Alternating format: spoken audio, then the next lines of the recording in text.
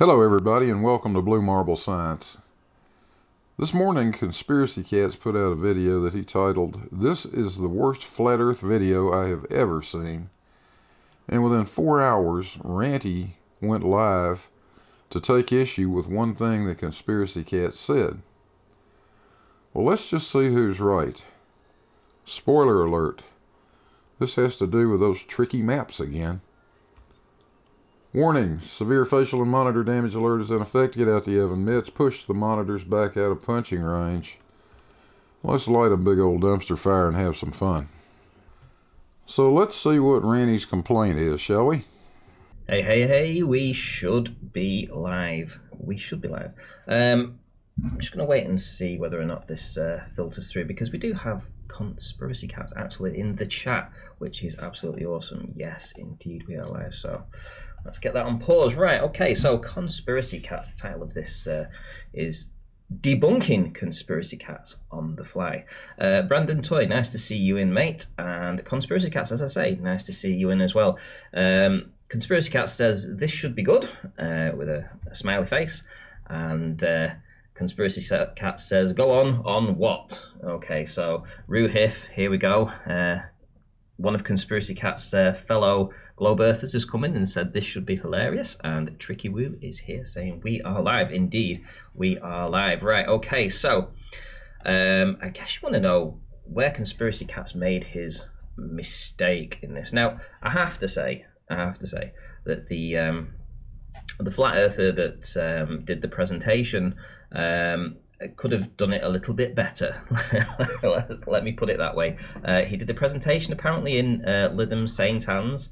If I'd have known that, I'd have actually gone along. I didn't even know that the did things like this in these locations. But there we go. He did a flat earth presentation there, and Conspiracy Catz obviously took apart his presentation. Now, you've got to understand that a lot of people that go out of the way to make these presentations in town halls and stuff, you know, they haven't probably done an awful lot of these presentations, so a lot of it's going to be quite sticky. So it was quite easy for Conspiracy Catz to make a little mocking video there. But he did say something that was incorrect. I am going to pick him up on that. Conspiracy Catz says, this advert is going on a bit. Hold on, mate, listen, I know you're eager to find out where you messed up, but listen, I'll get down to it in a moment. Just calm your horses. Here we go. Right. So, we get to a point where we're talking about flights. And I want you to listen to what Conspiracy Catz is going to say here.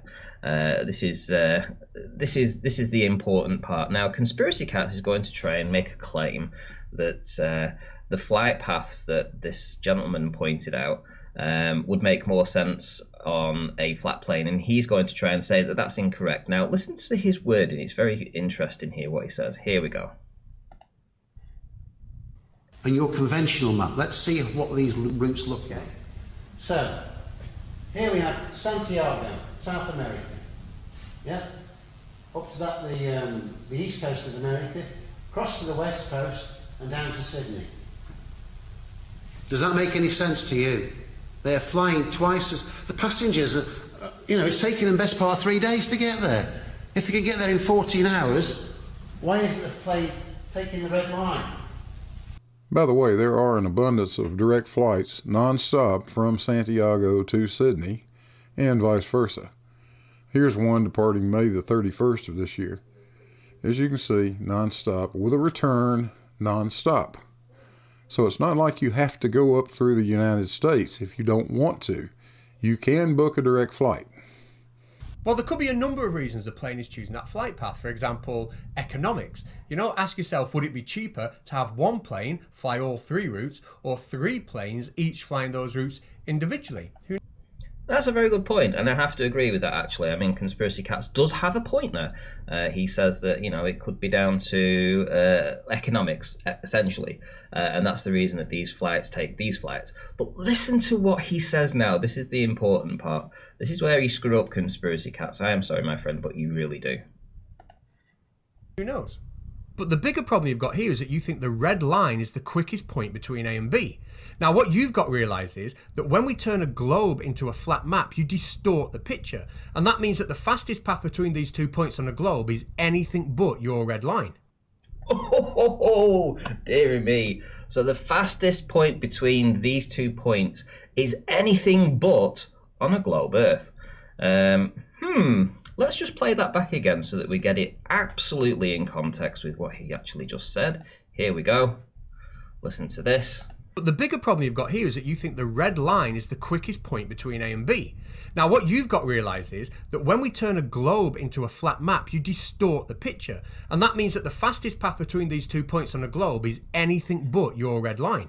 Oh, anything but your red line. So if we was to turn this into a globe, so this is on a flat plane, so if we turn this into a globe, it will be point A to point B, which is Santiago to Sydney.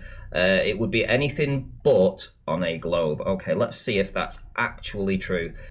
Let me stop you there for a second, Ranty. You're about to show Google Earth, and you're about to show a path from Sydney, Australia, shown here on the left, to Santiago, Chile, shown on the right. Now, I've drawn 2 paths in here. The question you need to ask yourself is, which one is the one you drew? One of these is the one that was presented in that presentation Conspiracy Catz was commenting on. The other one is the path you're about to draw.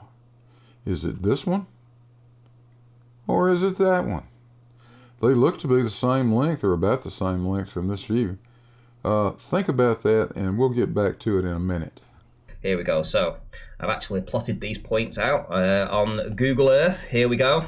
At the bottom here we have Santiago, and up at the top there we have Sydney. So let's scroll in. Let's have a look at this. So here we have Santiago. There we go. There's Santiago, and let's have a look. Let's follow the red line, point A to point B. So this is on a globe Earth, by the way, and here we have Sydney. So there we have Sydney. So Santiago to Sydney. Now, Conspiracy Catz said that the red line that he put in is anything but the quickest route on a globe. And Conspiracy Catz was completely correct, Ranty, but I don't think you understood the point he was making. The gentleman in the presentation had drawn a horizontal line on a Mercator projection. That means it was absolutely parallel with lines of latitude. That would be like this upper red line that I've drawn here. That's actually a path that I put in. The great circle is the one you drew. It's this one down here. Let's see if we can simulate what the guy had shown in his presentation, and it was something that looked more or less like that. Now that may look like the shortest distance, but in fact, the great circle is much shorter. We'll get to that in a minute. Well, what do we have here? Here we have Santiago, and here we have Sydney. Now, I can't see a quicker route. I really can't. I mean, essentially, if you look at it from this angle, we are going around the globe, and we're going over the surface of the globe, so we're not actually being able to go through the globe in the land. But essentially, that is the quickest route, Conspiracy Catz. The quickest route on your map, on your globe Earth, from point A to point B, is indeed the same route that he's just pointed out. Oh yeah, and there's something else, Ranty. Did you happen to notice that this red line on the Mercator map is north of New Zealand? But this red line on the globe is south of New Zealand. Don't worry, I'll explain that to you in a minute. Now then, if we also put in the routes that he talked about, which is to the east coast and the west coast of America on your globe, this is the route that we would be taking.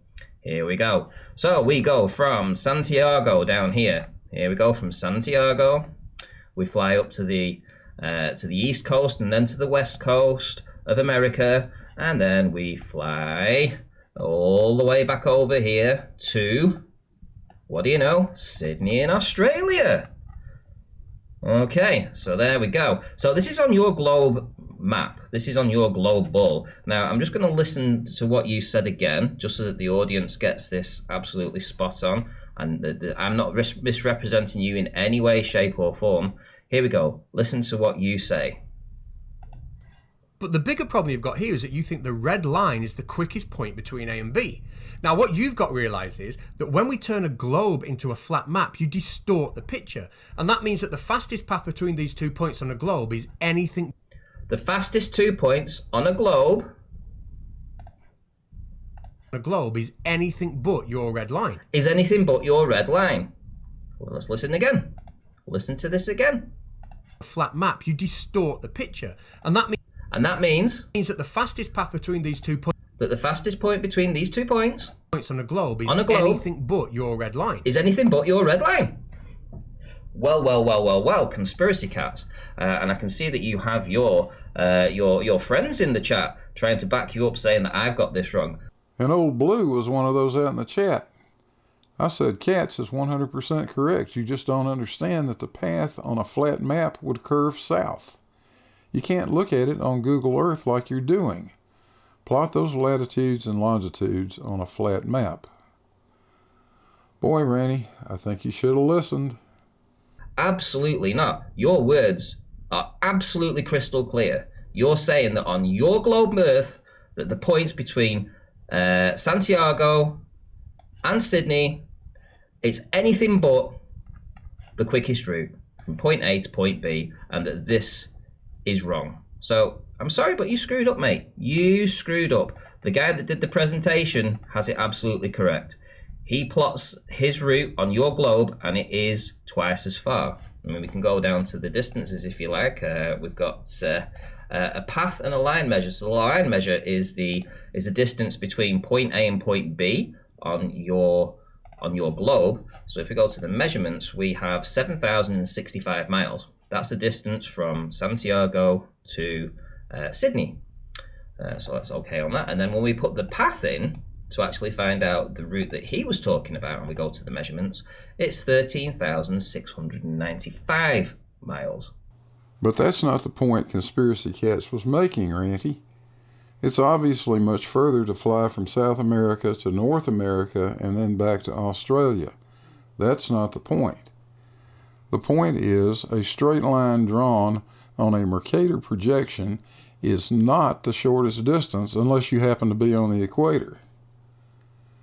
Let's take a look at this. Here's Santiago. Here's a line, and you can see the segments, a path that I have put in following a line of latitude all the way to Sydney. That's the line that was drawn by the guy in the presentation.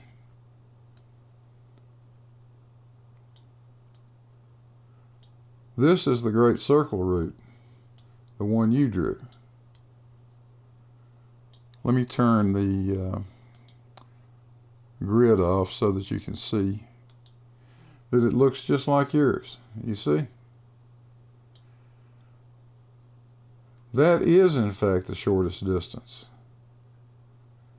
And this appears to be much longer. But if you draw it on the Mercator projection, that looks like the shortest distance, and this looks like it's much longer. So I'll tell you what, let's see which one is which. Here's the Great Circle. It has a distance of 7,024 miles. You and I picked a couple of different points, but it's only a few miles different. Let's look at the other one, the line that was drawn on that Mercator projection. It has a distance of 7,925 miles. It is much longer going this direction than it is going the circle route. Now that's the point that Conspiracy Catz was making. You're just wrong about it, Ranty. Sorry.